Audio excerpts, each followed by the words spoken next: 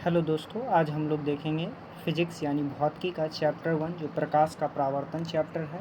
उसका आज 10 ऑब्जेक्टिव देखेंगे जो बिहार बोर्ड एग्जामिनेशन 2024 के लिए बहुत ही इम्पोर्टेंट है। चलिए देखते हैं पहला क्वेश्चन है गोलीय दर्पण कितने प्रकार के होते हैं। तो देखिए गोलीय दर्पण कितने प्रकार के होते हैं। तो गोलीय दर्पण दो प्रकार के होते हैं, एक होता है उत्तल दर्पण और एक होता है अवतल दर्पण। तो इसका सही आंसर कितना हो जाएगा, तो सही आंसर ए हो जाएगा।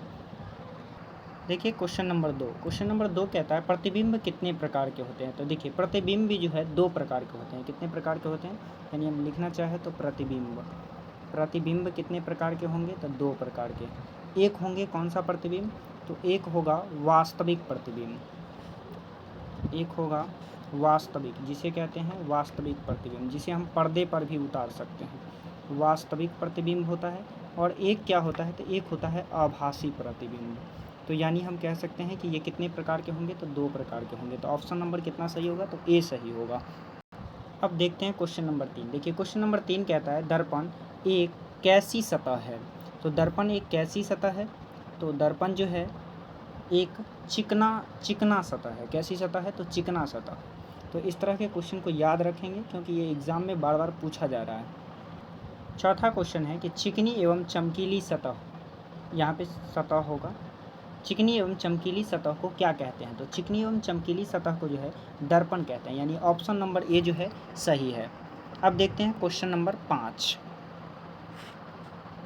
देखिए क्वेश्चन नंबर 5 क्या है, तो क्वेश्चन नंबर 5 कहता है दर्पण की वक्रता त्रिज्या किसकी बराबर होती है। वक्रता त्रिज्या को किसके द्वारा सूचित करते हैं, या तो आप इसे जो है कैपिटल आर के द्वारा सूचित करते हैं, या फिर हम इसे किसके द्वारा सूचित करते हैं, तो स्मॉल आर के द्वारा। या तो आप कहिए कैपिटल आर या नहीं तो स्मॉल आर के द्वारा। तो इसका फार्मूला क्या होता है, तो एक फार्मूला होता है कि एफ बराबर r/2। क्या होता है, f बराबर r/2। तो हमसे पूछा जा रहा है कि वक्रता त्रिज्या किसके बराबर होता है। तो देखिए वक्रता त्रिज्या मतलब r, यदि आप r को निकालना चाहते हैं तो दो को जो है दो भाग में है तो इधर आके गुना में हो जाएगा। यानी जब यहाँ से आप r को निकालिएगा तो r बराबर क्या हो जाएगा, तो ये हो जाएगा 2f। यानी r जो है फोकस दूरी का क्या गुना है, तो 2 गुना है। तो देखिए फोकस दूरी का 3 गुना, ये ए ऑप्शन तो बिल्कुल गलत है। बी ऑप्शन कहता है वास्तविक दूरी का 2 गुना है, ये भी बिल्कुल गलत है। और सी ऑप्शन कहता है फोकस दूरी का 2 गुना, यानी सही ऑप्शन कौन सा हो जाएगा, तो सही ऑप्शन जो है सी है, यानी सी ऑप्शन क्या हो गया, सही हो गया। अब देखते हैं क्वेश्चन नंबर 6 को। देखिए 6 नंबर क्वेश्चन क्या कहता है। क्वेश्चन नंबर 6 कहता है प्रकाश के परावर्तन के कितने नियम हैं। तो प्रकाश के परावर्तन के कितने नियम होते हैं, तो 2 नियम होते हैं। कितने नियम होते हैं, 2 नियम, यानी सही ऑप्शन कौन सा होगा, तो सही ऑप्शन ए होगा। अब देखते हैं क्वेश्चन नंबर 7। तो देखिए क्वेश्चन नंबर 7 क्या कहता है, तो क्वेश्चन नंबर 7 कहता है कि प्रकाश की चाल सार्वधिक किस माध्यम में होती है। तो प्रकाश का चाल जो है सार्वधिक किस माध्यम में होगा, ठोस माध्यम में, द्रव्य माध्यम में, या फिर निर्वात में। तो सार्वधिक इसका जो चाल होता है वो निर्वात में होता है। किस में होता है, निर्वात में, यानी ऑप्शन नंबर सी जो है बिल्कुल सही है।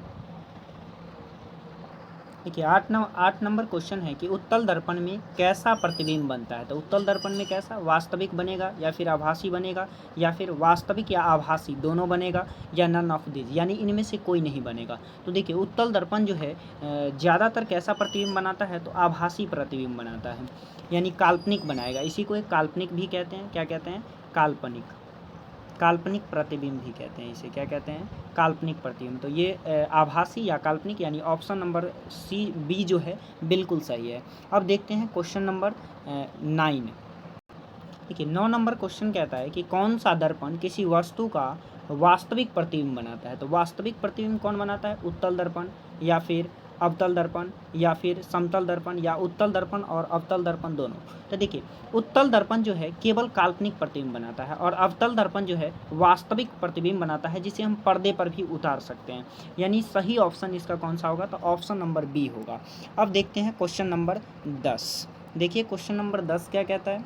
क्वेश्चन नंबर 10 है उत्तल दर्पण का वस्तु दूरी होता है, यानी उत्तल दर्पण का जो है वस्तु दूरी कैसा होगा, वास्तविक होगा या फिर काल्पनिक होगा या फिर सॉरी ये धनात्मक होगा या फिर ऋणात्मक होगा या फिर हमेशा धनात्मक और ऋणात्मक दोनों।